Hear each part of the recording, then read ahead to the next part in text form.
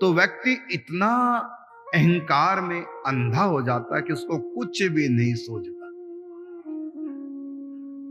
रहत न आरत के चित चेत, अर्थात जब व्यक्ति के मन को दुख घेरता है तो उसकी चेतना अर्थात ज्ञान विलुप्त हो जाता है।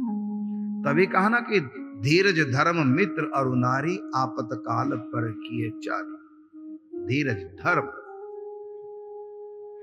विपत्ति काल में व्यक्ति धर्म को भूल जाता है, उसकी बुद्धि के चेतना ज्ञान विलुप्त प्राय हो जाता है।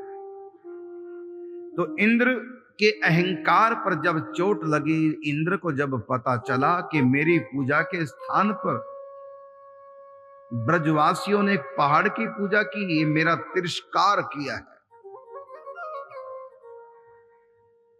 तो अहंकार पे जब इंद्र के चोट पड़ी तो इंद्र की चेतना अहंकार के कारण से, उसका ज्ञान उस अहंकार के नीचे दब गया। श्री कृष्ण साक्षात परमात्मा है, यह ज्ञान उसका विलुप्त हो गया। तो दो प्रकार से व्यक्ति का ज्ञान विलुप्त होता है लीला में। एक तो माया द्वारा आच्छादित, और दूसरा भगवती योग माया लीला शक्ति द्वारा ज्ञान आच्छादित। जैसे यशोदा ने मुख में ब्रह्मांड देखा और फिर भूल गई, तो ये जो भूलना है ये है भगवती योग माया द्वारा ज्ञान को ढक लेना। और इंद्र का जो ज्ञान है वो कैसे ढक गया? कहता है योग माया के कारण से नहीं, बल्कि महामाया के कारण से।